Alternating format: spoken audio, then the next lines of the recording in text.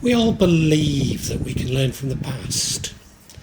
Anglo-Irish political historian Edmund Burke came up with the often repeated quote, "Those who don't know history are doomed to repeat it." Well, in this vlog I'm going to explore what we see as the truism that we can indeed learn from the past. You see, I've often mentioned that time is a human construct, that there is no past nor present, only the current. Yet I still believe that what we can see as the past can influence the future, but also the future can influence the past. How can this be? Well, this is what I'm going to explore later.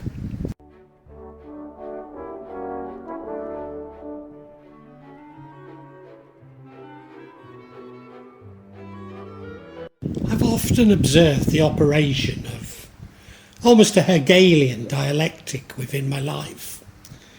That a thesis gives birth to an antithesis, and then to a synthesis, to then becomes a new thesis.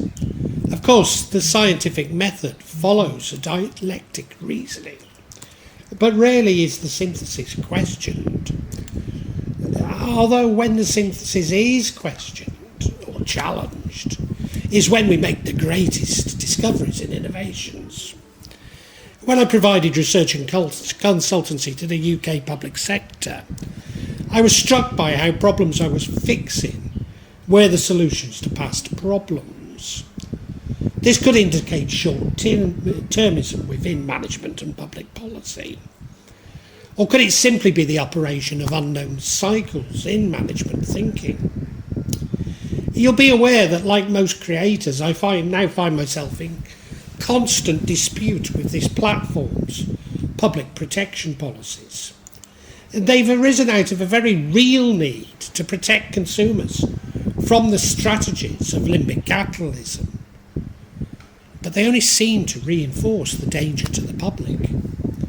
I might question the platform's commitment to its own policies if they are policed by artificial intelligence and checked by low-paid workers using a checklist. What is becoming apparent is that it all represents a dumbing down of content, forcing creators to become risk-adverse and thus less innovative.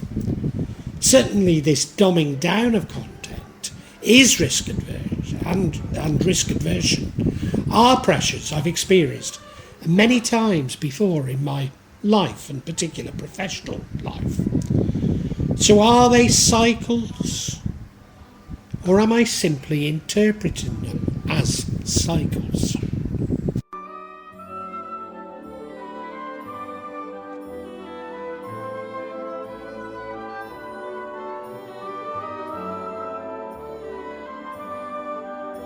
As someone who is often thought to be an economist, I've often been attracted to the concept of cycles in explaining the economy. Part of the reason why people believed that I was an economist is that for a long time I was engaged in constructing econometric models. Fundamental to econometrics is the identification and projection of trends or cycles. Indeed, the econometrics and the extrapolation of trends has become the backbone of working in financial markets. Nevertheless, there's some evidence that these theoretical trends actually influence in markets as much as predicting them. Far removed from these micro trends is the concept of long-term quantitative waves lasting between 40 and 65 years. Now, admittedly, within these waves, the shorter waves, you might see them as ripples, such as the microtrends I mentioned: inventory cycle, the investment cycle, and infrastructure cycles. Kondratiev is far from being mainstream within economics, but even those economists who do agree with him disagree on the reason why. Some have suggested cause and effect triggering these waves. Others technological innovation, demography, land speculation and debt deflation. Certainly the concept of such cycles seems to have a face validity. But maybe this is self-fulfilling, that once we're aware of such cycles, we keep spotting them, and this may be highly relevant to why we believe that we can learn from history. Furthermore, the whole concept of cycles and cycles repeating themselves is fundamental to the belief that we can learn from history.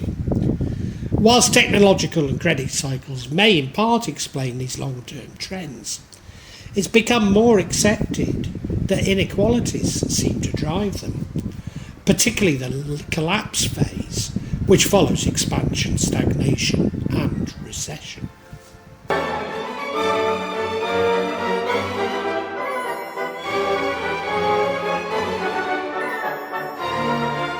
Regular viewers may have a sense of déjà vu here.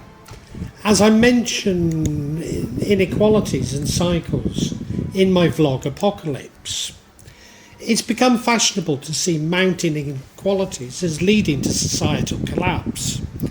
Indeed, this is the driver of the handy model, which as someone who's engaged in econometrics, I find extremely interesting. Nevertheless, as I conclude in my Apocalypse vlog, maybe we see societal collapse because we are looking for it. That because we believe societal collapse to be true, we see societal collapse and we intend to identify it. Just as these economic cycles seem to be, and indeed maybe, our very belief becomes self-fulfilling. Should we pose the question, what is history?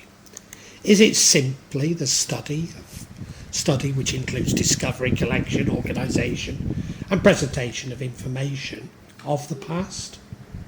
But whose past? All too often history is a study of the rulers and leaders of Western civilizations, completely ignoring everything else.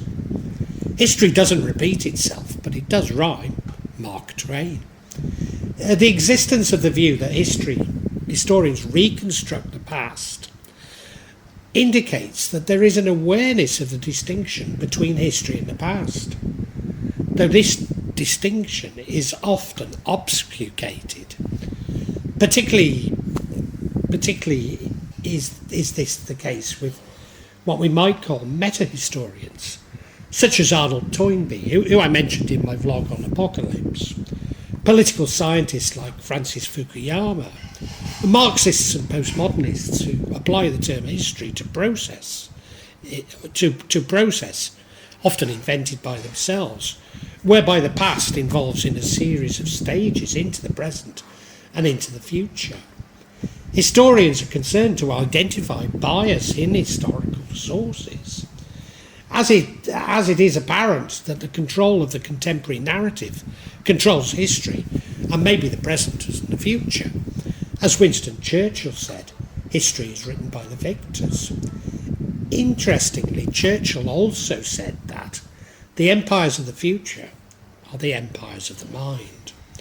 We could develop this line of inquiry further into what is knowledge, and indeed that is the direction I intend to take the argument, although not immediately.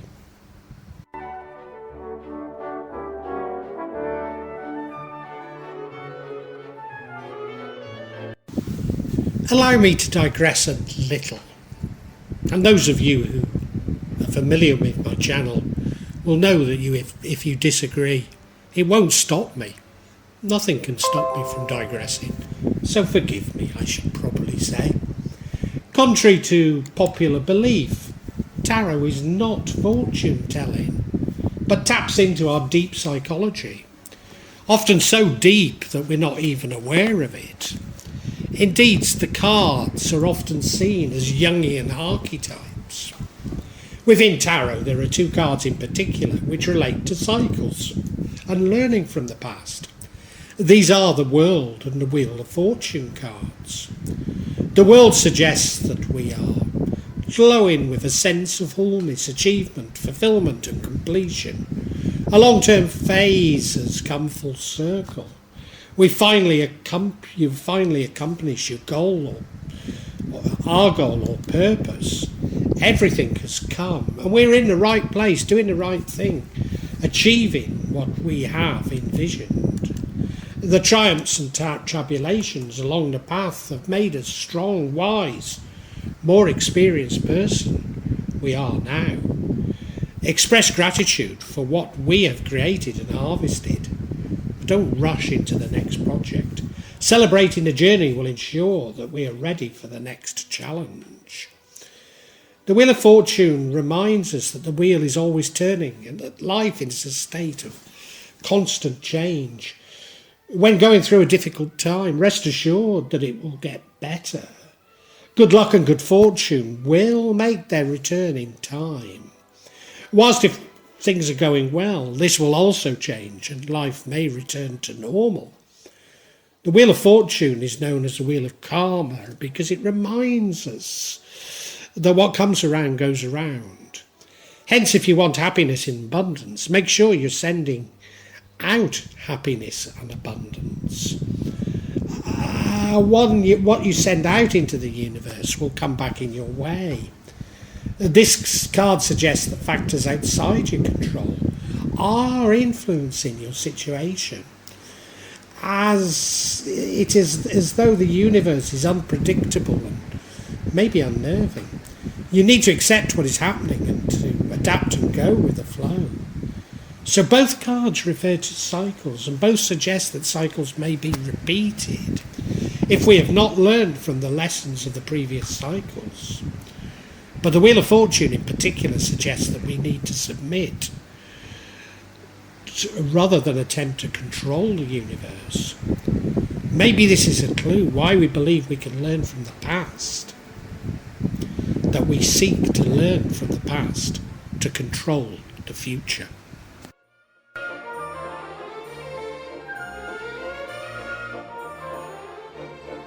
Having mentioned psychology, is there a psychological explanation for the belief that we can learn from history? Maybe it's related to our innate ability to recognise patterns, an ability that artificial intelligence is a long way from replicating, if indeed it ever will be able to. In psychology and cognitive neuroscience, pattern recognition describes a cognitive process that matches information from a stimulus with information retrieved from memory.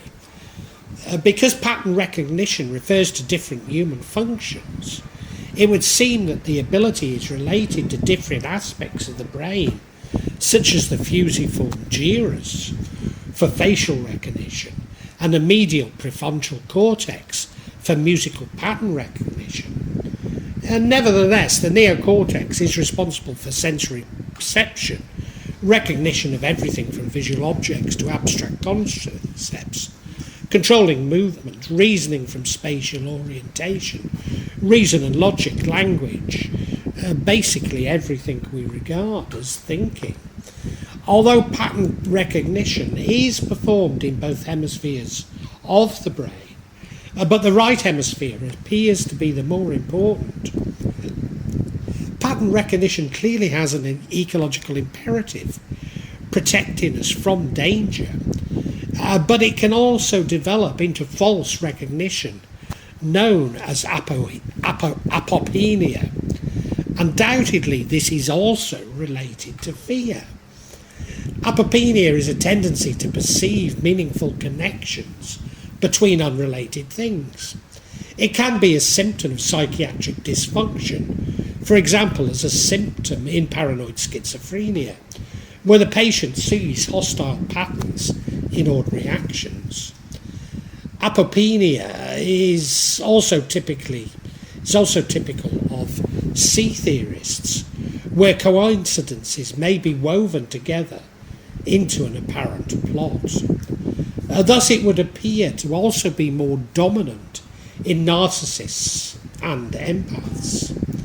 I'd love to add psychopaths here, because I normally do when I mention narcissists, but I've got to be honest, I don't know for sure in these circumstances.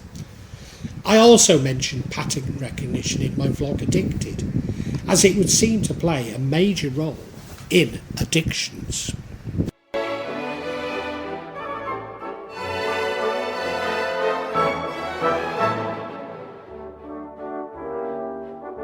Turning to my earlier comment that time is a human construct, and not only can the past influence the future, but the future the past. Thus, if we focus on patterns from the past, they seem to be self-fulfilling. That is, if we worry that something bad will happen, as it has in the past, it seems to project the past into the future. And the worst does indeed happen. I've often maintained that prayer is that worry is a prayer for things to go wrong. Also, we could see it as a reversal of the law of attraction. But I believe that our universe is shaped by consciousness and not the obverse, as is normally believed. Thus, history, which I've already argued is highly subjective rather than fact, actually reflects our beliefs. That whatever we believe, we will find proof of it. Thus, history simply becomes yet another mechanism we use to confirm our own prejudices. The same is true of knowledge, which I did promise to return to. If there is only the current, then both past and present and future are similar influences on our consciousness. Influences that are actually influencing from our consciousness itself. Thus, both provide mirrors into our subconscious. And why not the future influence the past? So am I arguing that we cannot learn from the past? Well, as ever, I'm non-committal, and the answer is both yes and no. You see, we can indeed use our ability to recognise patterns to predict, but we're also creating these predictions from our own consciousness. This brings me to, is it right to attempt to control the universe? Many would say yes, but what of controlling the environment, the weather, nature, plants, animals, other people, the economy, knowledge, history? Maybe we should simply submit. I may not have got a definitive answer to all these questions, but do believe that we should pay more attention to them, and our own role in creation is indeed the creation of history.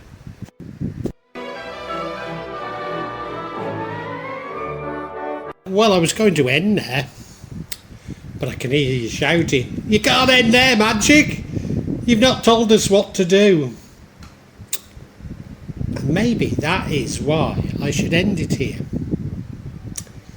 You see, we're all searching for solutions, and maybe understanding this search tells us all we need to know. Like those young people who watch my vlogs on Shams al-Marif, seeking a simple procedure to harm, maybe even kill their teachers. Or those Muslims who criticise me for talking about Shams al-Marif because they believe it contains a simple procedure for killing others, when the profound information is to be understand why we think such things. Earlier I posed the question, what is knowledge? Well, knowledge is a journey which never ends. With each piece we only discover what we don't know, not what we do. Like money or control, knowledge, if we seek it, we can never have enough of. It causes us to overthink. And overthink, we become less wise than when we began our journey as a fool. It's only when we stop seeking that we find what we're looking for. We stop attempting to control the universe. We realise that we are the universe. Of course, we can learn from what we believe is our past. But the real quest is to understand what is our past, what is learning, and what is the individual. Once we can unite these with the universe, nothing else seems to matter.